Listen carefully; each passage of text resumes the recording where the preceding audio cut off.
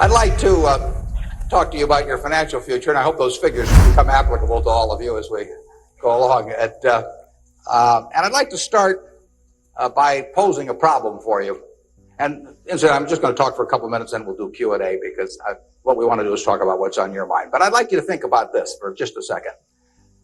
If, as we walked out of here today, I said I would like to buy 10% of your financial future, I was going to write you a check today, and from this day forth, you were going to give me 10% of everything you earned.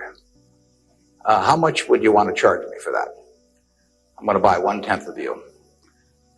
And I may take the low bid, incidentally, so be careful what you write down. Well, I think if you thought about that a little while, you can contemplate that for a few minutes. You know, you're going to get a check from me today, and you can do anything you want with the money, but from this day forth, you have to give me 10% of what you earn.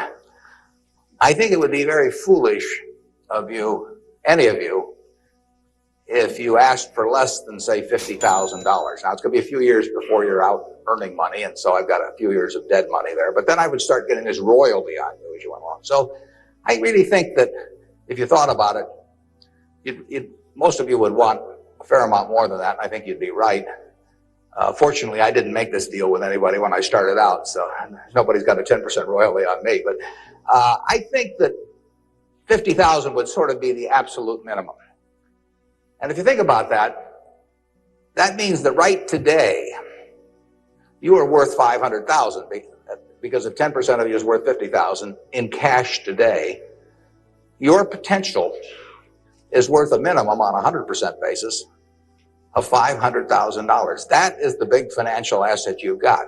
It's way more important what you do with that $500,000 asset that you own today than whether you decide to buy stocks or bonds, or whether you put your money in a mutual fund or pick your own stocks or anything of that sort. The biggest financial asset that you have going for you by miles is the value of your own earning power over the years. So that's really what you should focus on. If you're focusing on your financial future, that means you should focus on you. Because whether your 10% is worth 50,000 or 100,000 or 300,000, which would be 500,000 or 1 million or 3 million for all of you, whether it turns out to be one or the other is really dependent in a very large part on what you do in the next few years. All of you in this room have the brains to do extremely well in life. You've all got the energy to do extremely well in life. And then the question is, how do you apply it? If you've got a 200 horsepower motor, do you get 200 horsepower out of it? Do you get your full potential, or do you get 100 horsepower or 50 horsepower? Now, there's two things that can hold you back in getting the full horsepower out of your engine, whatever it may be. All of you have big enough engines. And one of those is a lack of education, but that probably isn't going to happen to very many people in this room. If you did have a lack of education, if you didn't have a chance to get a decent education in life, it wouldn't make any difference what that potential was because you'd never unlock it.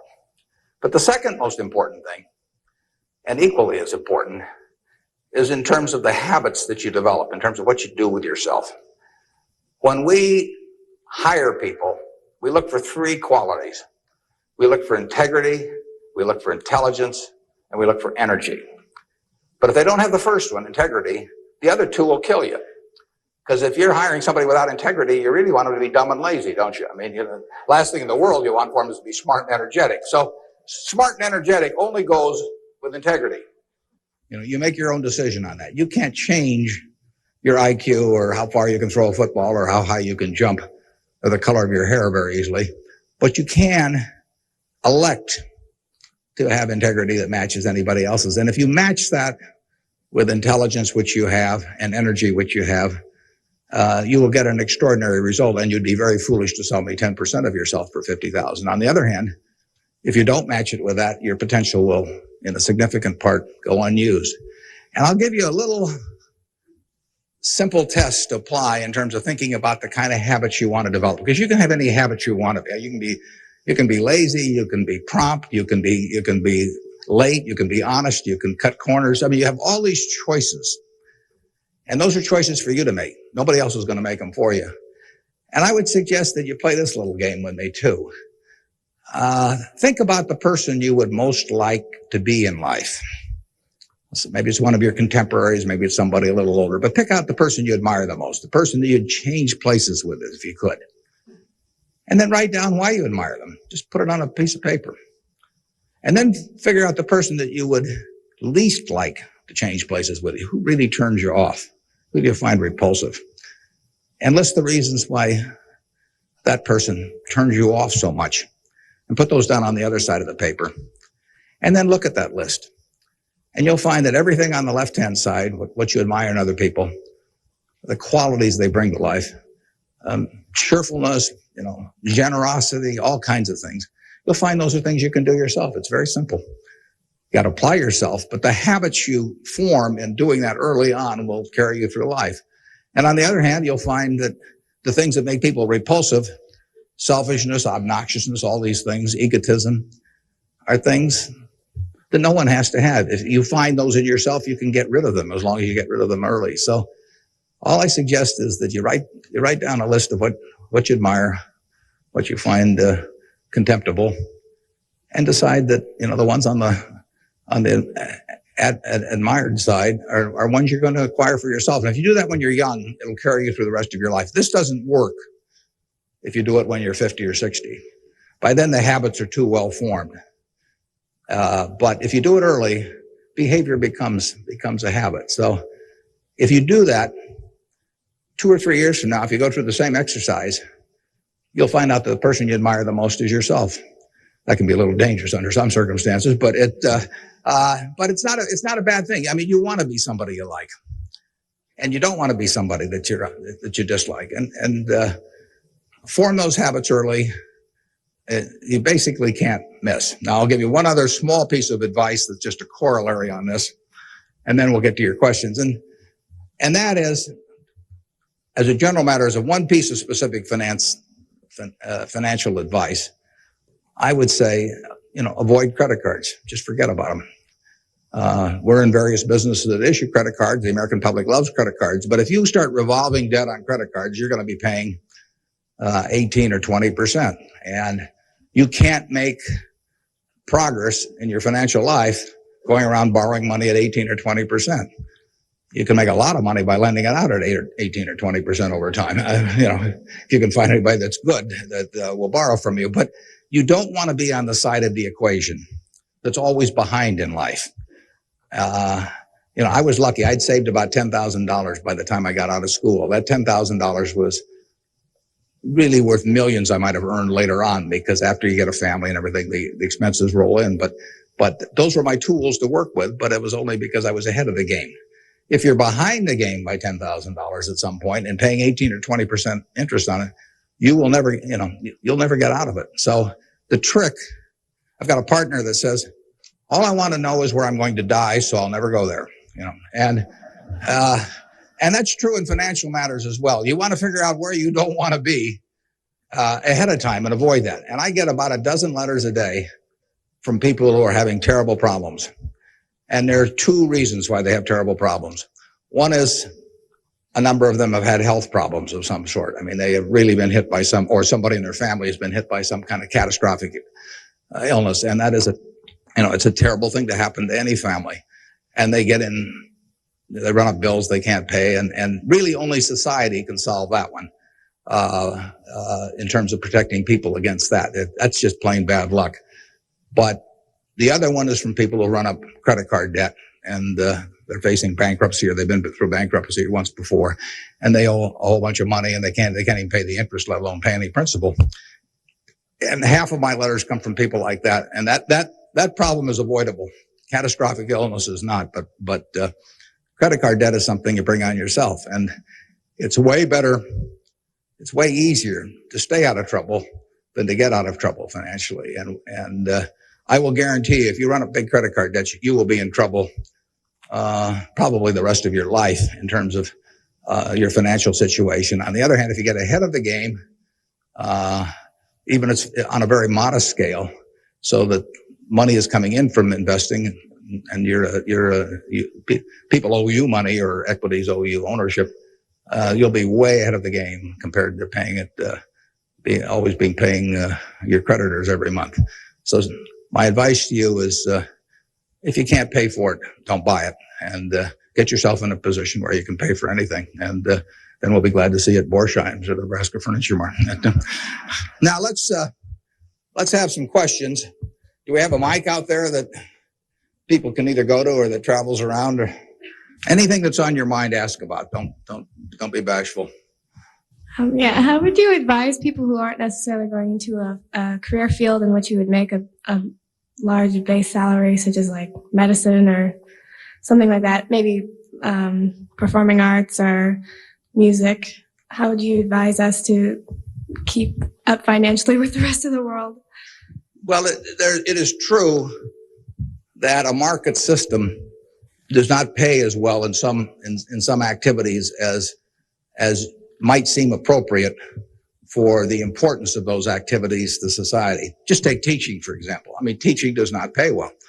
And what could be more important? I mean, you've got to be as interested in who the teachers of your children are as who your accountant is, or, whatever, or who's winning the heavyweight title of the world, or that sort of thing. But it doesn't pay well. And it's a fundamental choice, whether you're going to go into something.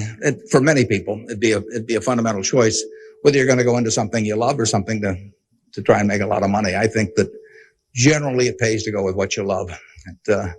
I think that it's very hard to find people when they get to be my age who say that they've loved what they've done all their life and feel it was very worthwhile, but they're terribly sad they made that choice because they didn't make a lot of money. I don't think anybody's ever said that to me, that they wish they'd gone into something else where they were uncomfortable doing it or didn't enjoy it, didn't feel very productive, but made a lot of money. So I don't think you'll find that. So I would go to work in whatever turns you on. It may turn out that it'll be more profitable than you can think, but almost everybody here will make enough money, unless they get some terrible habits along the way, to do reasonably well. And doing reasonably well in this country really is pretty darn good. I mean, it's not necessary to have huge amounts of money in order to enjoy yourself. I enjoyed myself when I had my $10,000, and I live in the same house that I lived in when I had about that. I bought it 41 years ago. I liked the house then. I like the house now. I mean, if you think about it, if you have a reasonable job, you'll be eating at McDonald's and I'll be eating at McDonald's. So we're to push on food. I mean, in fact, I hope it's Dairy Queen actually. And and if you come to Dairy Queen, you'll see me, and you can order anything on the menu I can order, and we both can afford it. You'll wear the same clothes I wear. I'll pay more for my suits, but as soon as I put them on, they look cheap on me. So we'll look about the same. We'll both live in the same kind of houses. I live in that house from 41 years ago, and it's warm in winter and it's cool in summer and it's comfortable. And you'll live in a house that's similar. And what difference does it make if you have 50 more rooms or, guest houses or all that? It'll probably just bring you problems. I mean, you have to worry about the greenskeeper or something when you get through. So I have been in the houses of people where the houses are worth probably 200 times what my house is worth, and I would not be any happier in those houses at all. In fact, I'd be less happy. I just have one more thing to worry about, and the dozens of people around the place, and people quitting, and people stealing from you, and all kinds of things. To hell with it.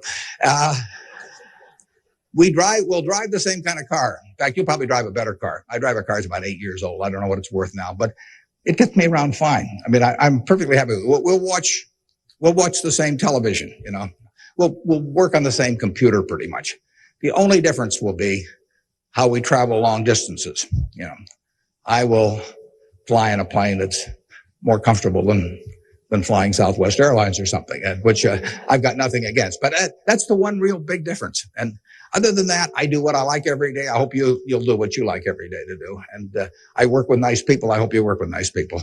And there's 24 hours in the day, and those are where the hours go. So great wealth is the tiniest bit different in a real sense than having just a decent a decent income. And to trade a decent income and something you love doing and something where you feel worthwhile doing it for huge wealth where you trade off a lot of your principles would be a terrible mistake.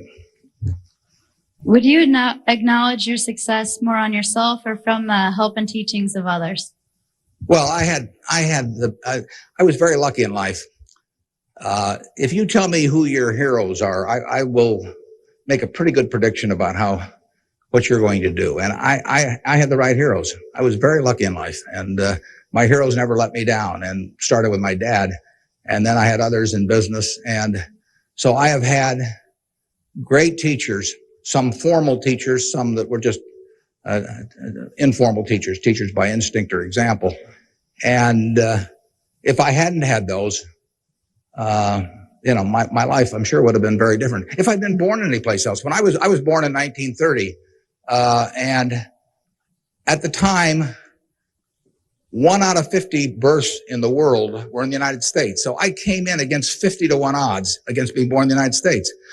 I would have been a disaster, if I'd been born in Afghanistan or Peru or someplace. I mean, I was extraordinary. I won the lottery the day I was born, by being born in this country. So have you. The odds were probably 40 to 1 against you being born in this country. And it were 5 times more likely to have been born in China, or 6 times, or 4 or 5 times more likely to have been born in India or some other place where it would not have been as easy to exploit the full potential of your talent. So we've all won the lottery in that respect. And that's just plain luck. And I was lucky to be born at this time. Capital allocation is something that pays off extremely well in this society now, but it doesn't pay off in other societies, and it didn't pay off, many years ago. My friend Bill Gates says that if I been born a few thousand years ago, I'd have been some animal's lunch. I can't run very fast, and I can't climb trees, and I just happen. Those are talents. Nobody asked me to climb trees now, but there was a time when it might have been important. And incidentally, Bill would have been some animal's breakfast. He can't run so fast either. But in any event, we are lucky. Just imagine being born a couple hundred years ago with exactly the same talents and how far they would have taken you then. The average person today lives so much better than the richest person lived 100 or 150 years ago. So I'm lucky in that respect. I'm lucky to be born of terrific parents. I was lucky to be raised in Omaha in a great public school system. I got a start here in the first 8 grades that gave me a foundation that later, when I went off the track a few times, carried me through, because I had a terrific grade school education right here in Omaha at Rose Hill. And one of the reasons I had it, incidentally, is kind of unfortunate, but I had that great education in part because women were being enormously discriminated against. And so a woman at that time could be a teacher, she could be a secretary, she could be a nurse, and that was about it. So you had half the talent pool in the United States limited to just a few jobs. So you had an abundance of talent in those activities like nursing or teaching, because that talent with males was spread across every form of work activity there was, but with women it was concentrated in a few areas, and that benefited me. It's kind of sad because it didn't benefit those teachers, but I was very lucky, and I've really been that way all my life. And what I do is important as what a good teacher does or a good nurse does or something of the sort. I think that's quite questionable. It pays off enormously well in a market economy like the United States, but that's an accident. It didn't have anything to do with any innate ability of mine. Mr. Buffett, technology has been a great factor in stimulating the world economy. What are your predictions for the future of the technology industry, and what is its future role in world economy and the United States economy? Yeah, well, there's no question it's turning the world upside down. It's done it somewhat already, but it will, it's just beginning, but it's moving very fast. I met Gates on July 15th, 1991. I was out there for a 4th of July celebration with a friend and who subsequently died, Meg Greenfield of the Washington Post, and she took us down to visit the Gates family. And he tried to educate me about high tech, and he'd had better luck with chimpanzees. I mean, I was really a disaster, but he's a good teacher. But one thing he told me was that at the time, he said, you know, you've got this model in your head of the world, and your model has time and distance as very limiting factors. And he said, they aren't limiting factors anymore. He said, you know, the cost of talking to somebody around the world or getting your message in front of somebody or publishing, he said, it's going to be zero, or so close to zero it doesn't make any difference. And, you know, that was revolutionary. But it's happening already in a very, very big way. And it's just, 8 years later, and it's exploding. So high tech, information technology, whatever you want to call it, is changing the world, and it's going to change it in a very, very big way. And it'll change.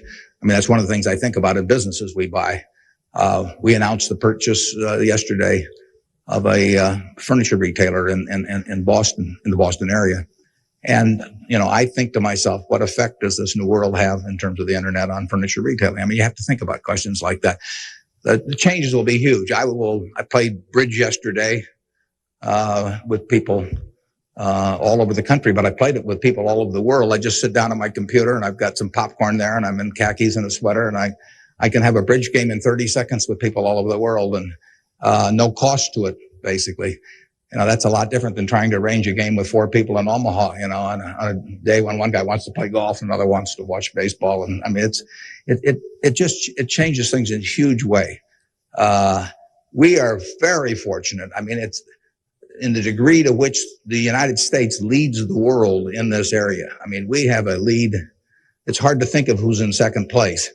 And 15 or so years ago, this country had an inferiority complex. It'd be hard for you to remember because you weren't old enough to be around then. But in the early 80s, we were wondering whether the Germans and the Japanese were going to own everything, and that they were going to make all the steel and they were going to make all the cars and everything else, and the television sets, and we were going to flip hamburgers. That was the standard line. And just imagine in a short period like 15 years how that's changed around. In an important way, that's changed because of this information a revolution, where we, like I said, I don't know who you would name as being in second place in the world, but here's the most important industry in the world, and the United States has this incredible position, and we're moving all the time with that position. So I think that argues for a terrific future for the world over time, and I think it argues even more for a terrific future for this country. What are the best ways for youth to get started now in securing their financial future? For what, to secure their financial future? For youth. Youth? Oh, well, it's not very complicated. It goes back to getting full use out of your own talents first. I mean, the difference between whether you're going to be earning X or 2X or 3X a year 20 years from now is going to be a function of how well, not how much talent you have, but how well you use the talents you already have. And so that is your best financial future is your own ability and your a capacity to use those abilities to their potential. And that can't be taken away from you. They can't even tax it. I mean, most things, if you own a piece of real estate, if they double the taxes, they double the taxes, and that changes your ownership in the property, because now, in effect, the taxing authorities own more of it because they've got a greater command on the revenue stream. The same thing about almost any asset you have, but they don't tax what's in your head, and they don't tax your ability to start performing when you get to work in the morning and finish in the evening to your potential. One of the things that amazes me is how people who really do perform well just sort of jump out at you once you're running a business. When I got out of school, I thought, everybody would behave that way, but they don't. Most people sort of go through life in a sleepwalk, and if you don't, you will stand out. So the biggest thing for your financial future is yourself. Now, beyond that, it is always being ahead of the game rather than getting behind the game. It's saving a little, no matter how you do it. I mean, I delivered papers, I worked at Penny's, I sold golf balls, I had a pinball machine around. I did a lot of things that enabled me to accumulate about $10,000 by the time I got out of school. 10,000 doesn't go as far now as it did then, but having anything so that you're ahead of the game and not getting behind the game is enormously important. I mean, just, if you're going to run a 100-yard dash against a bunch of people in life, if you can figure it out so that when the gun goes off, you're 10 or 15 yards ahead instead of 10 or 15 yards behind, it's going to make an enormous difference in how that race comes out. So, having some net resources doesn't make much difference whether they're in stocks or bonds, in my view, but, and not having debt when that gun goes off when you get out of school, is a huge plus over being behind the game. And, it may come from delivering a paper out in the morning. It may come from part-time work someplace, but put aside a few dollars for yourself, so that when the time comes and you enter the workforce, you're ahead of the game and not behind. And then once you get there, don't get behind by buying a whole lot of things that you figure you're going to pay for someday while you're paying 20% interest in between. I was wondering, with the increasing costs of education today, what can students do to deal with their debts once they're out of college? Well, that's a tough one. I mean, I guess I'd pay it off as fast as I could, and I would incur as little debt as possible before that time came. And I would say this, in my experience in business, there is very little difference, if any, between a very high-priced business education and what's available for a lot less money. So I went to the University of Nebraska at Lincoln my last year in college. I went to Wharton for a couple of years before that. I learned just as much at the University of Nebraska as I did at Wharton. And there's nothing against Wharton. I mean, it's just we had a very good school here. I had some terrific professors at Lincoln. And so I would not assume that if I was paying a few $1,000s for an education here in the state, for example, versus paying huge amounts elsewhere, that it was going to make a lot of difference. A lot of the education, you need to be prodded in the right direction, but an awful lot of it is self-taught. I mean, Andrew Carnegie did a wonderful thing in this country in terms of libraries, and I used to spend a lot of time at libraries. I even got locked in at the University of Omaha, what was then the University of Omaha, and I couldn't get out for hours. And one night I got so entranced with what I was reading, but there's all kinds of information available now with the internet. It's so much easier than it was then. So it's out there to be taken, and it isn't necessary to pay $30,000 or $35,000 a year to go to some big name school to get the education at all. I mean, if you're going to learn accounting, which is probably the most important course you'd take in business, if you're going to learn accounting, you can learn accounting absolutely as well, in my view, going to UNO as going to Harvard. I mean, I see, I'd bet on that. And I wouldn't run up huge bills in terms of getting a business education. Now, if you're going to get a medical education, I mean, there's certain professions where there may not be any way around spending a fair amount of money and getting in debt to some degree. You've got to make that decision yourself, but I'd certainly try to minimize it. And I would have it figured out how I would handle that debt in, say, a 5-year period after I got out of school, or I would think twice about incurring it. What advice would you have for a forming nonprofit organization? For forming a nonprofit organization? Well, I've always tried to avoid forming nonprofit organizations. Well, that would depend entirely on what I wanted to accomplish. I mean, it'd be one thing if it was a hospital. It could be another thing. There's so many types of it. So you've got to get people that are experienced and involved in an entity like that. And but it depends so much on the objective you're working at. I understand that you're very civically involved, and I was wondering how important of a quality you think that is for an individual in life and why. Yeah, well, I wouldn't say that I am that. I mean, I do certain civic things. I think your model as a citizen, for example, in Omaha would be Walter Scott. I mean, he is far more civically involved than I am, and Incidentally, his predecessor, Peter Kiewit, was too, but Walters carried it to new heights. So I don't want to take on any mantle for that myself. I do some things. One of the problems I have is I love what I do so much that it sort of takes over. I mean, I'm like a guy that likes to play a lot of golf or something, except I like the business I'm in. But I've got a family that participates very actively. Some of my children work on almost anything that comes along in the civic area. And,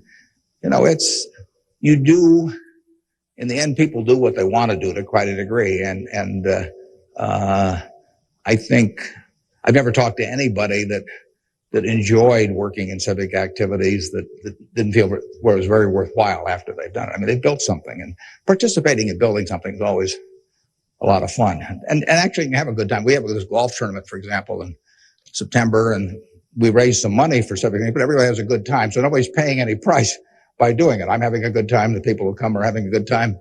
And we get to show Omaha off to people. But you should be enjoying things as you go along. And you will if you work in civic activities that interest you. And you can do the same thing in politics. I mean, if you find political ideas or politicians who particularly you identify with, you can get a lot of self-satisfaction out of working, and you're doing something worthwhile. So I just follow your instincts on that. That'd be my recommendation. I have a question. What do you see as the biggest economic problem facing the youth of today going into the future? Yeah, I don't think that you're going to have enormous economic problems. I think you will live in a society where the average person lives better by a significant margin than the average one of a generation earlier or two generations earlier. That's been the history of this country. It's a marvelous country that way. I mean, when you think of it, we have 4.5% of the world's population, and what's been accomplished here is incredible. 53% of the value of corporations that are publicly traded in the world exists in the United States with 4.5% of the population. This country always has done well. They say in stocks that you should buy stock in a business that's so good that even an idiot can run it, because sooner or later one will. And that's not terrible advice. Well, that seems to have been sort of the history of this country from time to time. I mean, we've had all these problems that have come along. If you look back on the last 100 years and list all the problems this country's run into, you can make a very long list. And a lot of people who focused on those problems at the time have missed the bigger picture. And the bigger picture is that every generation lives better than the one before it. And that's because of savings, because savings enable people to create new tools to do better things as they go along. And it's also due to an environment that lets people realize their potential to a greater degree than most other environments in the world. It's far from perfect. I mean, it's sad how far it is from perfect, but it is better than anything else around. I mean, in this country, you don't have some commissar or something running a big business in this country. You've got a guy like Jack Welch, and a fellow like Jack Welch makes a difference of night and day in terms of the productivity of that business over a period of decades. And productivity is what causes the standard of living to rise. So a system that throws up the Jack Welches of the world to run businesses is going to have an enormous advantage over a society that does it by heredity or that does it by government edict. And we're closer to that society that I've described than any other country. And it's led to great things, and it will continue to lead to great things. So I think you've got the best future. You don't face a war, and you've got a better future in terms of achieving material rewards than any generation in history. So I wish I could trade you places. I was wondering if you could speak for Mr. Gates, were afraid of the impact on Y2K on the economy, or specifically the stock market. Yeah, well, I'm glad you gave me a chance to bring in other people, because I'm the last guy in the world understanding about Y2K. I don't know why this microphone's working. I don't know, why lights go on. I flip on the switch of my television set and pray. I mean, it's all beyond me. But I would say this: the smartest people I know in that area in large part, think it's going to be a non-event in this country. I can't speak for the rest of the world, but so I think you'll wake up on January 1st and find the world hasn't changed from December 31st. Now, I would say this: you might get a whole bunch of friends to write you checks for $1 billion on December 31st and then deposit them, and who knows what'll happen? You can't lose anything. I mean, all they do is bounce, and if the system gets fouled up, you might find a lot of money in your account. But I wouldn't count on it. We own a company called Executive Jet. We have about 1,400 or 1,500 customers who own pieces of airplanes with us, and we've got 160 of their planes and some of our own flying around. It'll be very interesting to me to see what the advance people let us know ahead of time when they want to use it. It'll be very interesting to see how many sign up for January 1st at 12:01. But it wouldn't bother me to fly them in the least on January 1st or do anything else on January 1st. Ideally, I hope they're getting prepared to watch the Huskers play in the big game. And I was wondering, how do you decide what you invest your time and money in? Yeah, well, I like to find businesses that have good economics. Now, what are good economics? Well, good economics are a business that has some kind of a moat around it that makes its product or its service or its location or something a little more desirable to the customer than any other sort of comparable product. The number one candy bar in the last 30 or 40 years has been Snickers. People don't fool around with different candy bars. They fool around with different length dresses. They fool around, with all kinds of things, but they don't fool around with candy bars because they figure, they're going to go in and lay out 50 cents or whatever it is and put it in their mouth. And they're not going to, for 50 cents and putting it in your mouth, I mean, you're not going to say, I'll lay out 45 cents and put something else in my mouth. So you find that very stable. And we like businesses that we think we can figure out where they're going to be in 10 or 15 years. I don't know where the information technology businesses are going to be in 10 or 15 years. I know where Snickers bars are going to be in 10 or 15 years. They're going to be selling just about the way they do now. I know where Wrigley's gum is going to be in 10 or 15 years. There's not going to be a lot of innovation in chewing gum. And the internet's not going to cause people to quit chewing gum either. Gates may think so, but I don't think so. But it's predictability regarding the sustainability of a competitive advantage, something special about a product. So we look for those kind of products, and then we look for people that are running the business that are honest and able. It's easier to find people that are honest and able than it is to find businesses that are going to stay wonderful for a long period of time. There are a lot of businesses that looked like they were going to stay wonderful that really evaporated over time. But that's what we're looking for. And the nice thing about it is we don't have to find very many. If we find one a year, that's terrific, because you don't need 100 or 1,000 great investment ideas to do well. You need a couple. And the discipline is the most important thing. We don't need brain power. We need discipline. You don't need 150 IQ to do what I do. Thank God.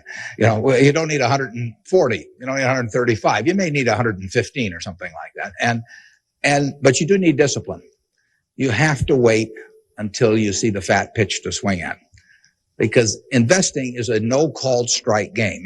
If I were a baseball player and I only like pitches 2 inches above my navel, some guy could learn that and he could pitch me, 3 or 4 inches below that, and I get called out on strikes because I never find a pitch I like. You can get called out on strikes in baseball. You have to swing at pitches that you don't even necessarily like, particularly after the count gets to 2 strikes. In business, you don't have to swing at anything. You can sit there and the paper says General Motors at 68, or it says General Electric at 115, or it says General Dynamics at 63. And if you don't like those prices, you don't have to swing. You can wait there day after day after day after day, and there are no called strikes. Now, when you swing, when you decide to buy something, then, if you swing and miss, it's a strike. But it's a marvelous game to be in because there are no called strikes, and you can simply wait for that one time in a month or 6 months or a year or 2 or 3 years when you really know what you're doing, where you like the price, where you like the people running the business, and then you swing, and you only need a few swings in your lifetime.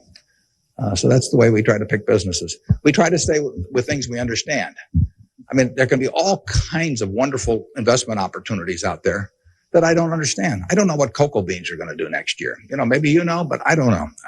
I don't know what crude oil is going to sell for. But I don't have to know. I just have to know the things. I have to know what I know. I have to know where the limits of my understanding are, what I call what my circle of competence is. And if I'm only able to evaluate 5% of the businesses in the world, no problem. I just stay within that 5% and try and find something. And most people get in trouble in investments because they get itchy. You know, they can't discipline themselves, and they hear about other people making money. Nothing upsets people so much as to hear about their friends making money. I mean, that's very destructive to discipline, because they think, I'm smarter than that guy next door, and he just bought that new car with the money he made trading stocks on the internet, so why can't I? Well, the answer is you can't over time. You will lose money if you trade stocks actively. And it's hard to exercise the discipline. But anytime you buy something, you should be able to take out a one-page sheet of paper and say, I'm buying General Motors at 65. I'm buying General Electric at 150 because. And you should write down the reasons. If you can't fill out the sheet, if it's because somebody told me about it at a cocktail party last night, that's not good enough. If it's because my broker told me about it, that's not good enough. You know, you've got to have a reason for thinking that it makes an intelligent investment. You do the same thing if you're buying a farm or an apartment house. If you're buying a farm, you'd say, I'm buying this farm at $1,000 an acre because I think I can earn $60 an acre on it. If corn sells at such and such, and soybean sells at such and such, and yield is such and such. And you'd figure it out. That's the same reason you buy businesses. And when you buy stocks, you're buying a little piece of a business. And that's probably the most important thing to remember in investing, is that when you are buying a stock, you're buying a little piece of the business. And if you are buying it at an attractive price for the business, for the whole business, you're going to make money. And if you aren't, over time, you won't make money. Reverend Jesse Jackson talked to us earlier. He seemed to believe that the moral standards of today's society will eventually affect us in business. How do you feel this will affect us as youth growing up in the United States? Well, I think very difficult to quantify moral standards over time. I mean, you can pick out huge weaknesses at any given time in terms of how people or the country is behaving, and huge strengths. So I think it's enormously difficult to quantify. I think by and large we have made progress in what I would call institutionalized moral standards in this country. I mean, in terms of slavery, in terms of the women couldn't vote, a century ago. Half the country were second-class citizens in that respect, and they had much lesser rights in terms of inheritance and all kinds of things. The income tax didn't exist 100 years ago, so the idea of taxing people according to how much they benefited from society and their income didn't exist. So I think in terms of institutionalized moral standards, the country has made really quite significant progress in the last 100 years. I think, there's an enormous distance to go. I think we're going in the right direction, maybe by fits and starts, but I think we're going in the right direction, and I think that it will be a significant plus to everybody in this room if they live in a more moral society 40 years from now than a less moral. But I think the odds are that they will. I think the country moves in that direction. Very difficult to do it. All kinds of interests that work against it. But in the end, I think the American people want it. And you saw it in civil rights. I mean, it took television to dramatize what was going on, and people that weren't near it preferred not to think about it. But it got through to the conscience of the American people. And a lot of progress has been made there, and there's a lot left to be made, but it's better than it was. And the pace may seem very slow to those people involved, and I can understand that. The pace, for women's suffrage, I mean, that went for decades and decades and decades. Women couldn't be on a jury. I was reading the trial of Clarence Darrow, which took place in California in about 10 or 11. There were no women on the jury. The woman wasn't allowed to be on a jury. They weren't citizens in that sense. So it's the moral behavior of the country has, in my view, improved, but and it'll continue to improve, and I hope you all in this room do your part to help it improve. wondering how, since the stock market's so high right now, if it'd be smart for us to get involved now or to wait till it goes down a little, or what? Yeah, I can't tell you whether or not to buy stocks now generally. I think it's important that you save money, and whether you put it in the stock market or not, I don't think is terribly important. I think if you're interested in stocks, you should buy it, and you've got a little capital, you should buy a few. I mean, I don't think there's any way of learning about them better than experiencing it. Doing it on paper isn't the same. I can guarantee you, if you lose money on paper or lose real money, it's a different experience. And I think you'll learn more about yourself if you do it that way. I bought my first stock when I was 11. I was at Rose Hill at the time, and I bought 3 shares of City Service Preferred at 38, and it went down to 27, which is something I still remember, even though I was 11 at the time. And then it went up to 40, and I sold it. I made $5 on my 3 shares after commissions, and then it went to 200 and something. So, I probably remember that a little better than if I'd been doing it on paper. And I fooled around doing a lot of things between about age 11 and 19 in the stock market. I did charts. I did all kinds of technical analysis. I read every book I could get on the subject. And I didn't do that well. I didn't do terrible, but I was really just floundering around. But that meant by the age of 19, when I read Ben Graham's book, I was at the University of Nebraska in Lincoln, I went and bought this book called The Intelligent Investor, just come out, and it had an enormous impact on me. Now, if I hadn't done in the previous 8 years, if I hadn't been all over the lot, I'm not so sure that book would have had the same impact on me. I mean, by that time, I was prepared to read Ben Graham's book, which changed my life financially in an incredible way. I mean, I wouldn't be up here today if I had read that book. But yeah, part of life is getting prepared so that when something does happen that's significant, you can grasp the significance of it and know what to do with it. And I would say that first 8 years of fooling around, even though it produced nothing financially to speak of, produced a lot in terms of getting my mind prepared for when I really did read something that made sense. So I was ready to accept it. And I actually went back and went to Columbia to study under Graham, and because of reading that book, and all kinds of things flowed out of it. So I would encourage you, if you're interested in the field, to do a few things. I'd still try and make them as intelligent as possible. I would try to stick with businesses I thought I understood. I'd still get out that sheet of paper and I'd write, I'm doing this because, and just test my reasoning. And then I go back and read it a year later and see whether what you thought would be true turned out to be true. So I would always check myself. I believe in grading myself on everything. Doctors have postmortems, and they do it because they learn from postmortems. In business, people don't like to do postmortems, building plants or buying companies, and they never want 2 years later to run a check on how that decision turned out, because it can be unpleasant. But you learn from postmortems, and you don't want to learn. It's way better to learn from other people's mistakes than your own, but you got to learn from a few of your own too. And the time to do it is when you're young. My question is, to what extent do you feel that the government, with the current policies of welfare and Social Security, is it financially competent and fiscally prepared for the future? Well, I think that the country as a whole is quite well prepared for the future. That doesn't mean I would adopt every policy they have, but I think we have an enormously rich society, and it'll get richer. Everyone isn't going to participate in that. Some won't participate because of physical disabilities, others because of mental disabilities, others because of shortcomings in the education they received when they were growing up, all kinds of reasons. We have a prosperous enough society to be able to take care of those people, and we should take care of them. And how we do it so that they feel most useful in life, and how we do it so that we continue to encourage people to be more productive themselves and all that. I mean, those are not easy questions, but that shouldn't take our eye off the ball of feeling we should do something about it. I pose this problem sometimes to people. I say, let's assume that it's 24 hours before you're born. And all of you can take this test, 24 hours before you're born. And a genie comes to you. And the genie says, what was your name again out there? Whatever. We'll call you Joe. And the genie says, Joe, you look pretty promising to me. I think you've got kind of a sense of fair play, and and a good mind.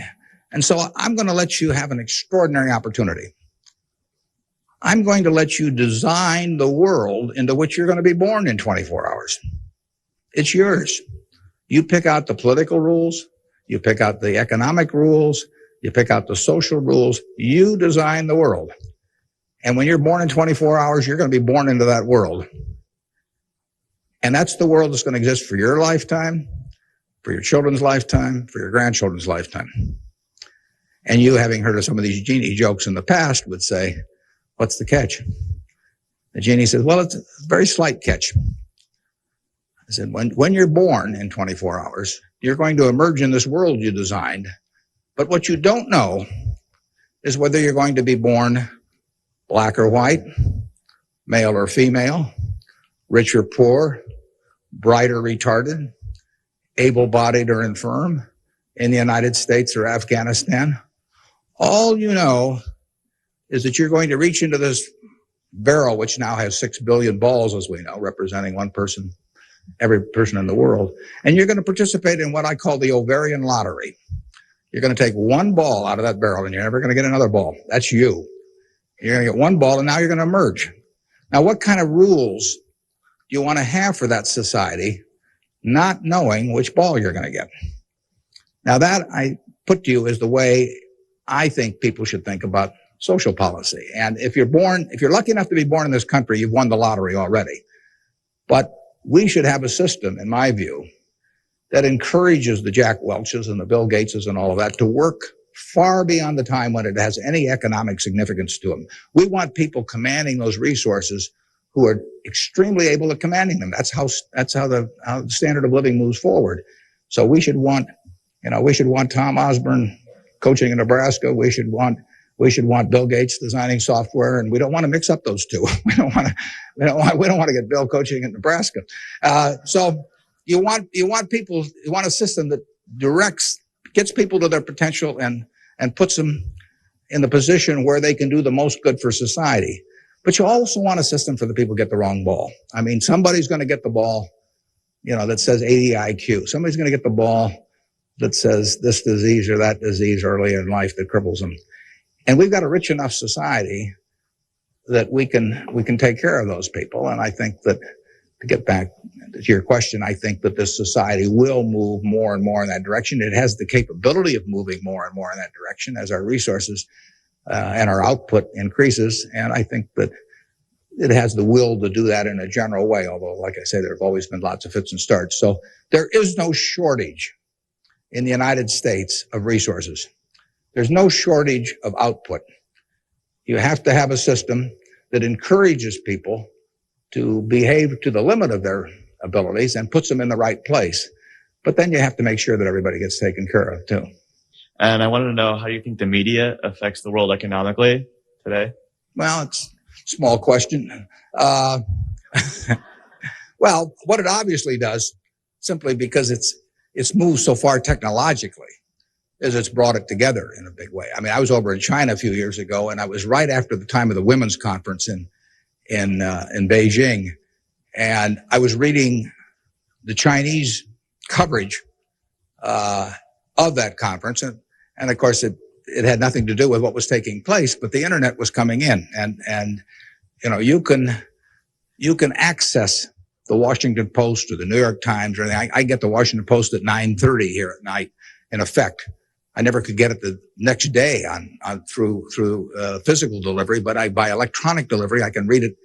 Probably earlier than most of the people in Washington are reading it. So the ability to communicate and the degree to which the world can have awareness of what's going on every place in the world is just, it's been a quantum leap. And, that will have, there are a lot of things that come out of that. And, net, they're a plus over time. But the ability of information to be available to everyone worldwide almost instantaneously, it can be huge advances in things like medicine, for example, just to pick one. So it's a net plus. It has a big effect, and the definition of media has now been expanded enormously. I mean, there were 3 television networks in in the early 1960s, and that was it. There were 3 highways information traveled electronically. And if the 3 pieces of information were I Love Lucy, and something else and something else, those were the 3 choices of information or entertainment that you had for tens and tens of millions of people sitting there looking at a tube. Now it's unlimited, and that's only, 3 or so decades. So it's just exploded, and it'll continue to explode. And net, I think it's a plus. And I think it's 1 o'clock. I want to thank you all. I wish you well. You're going to do terrific. Thanks. Thanks for watching. And if you liked this video, please let me know about it in the comments section below. And be safe and wealth.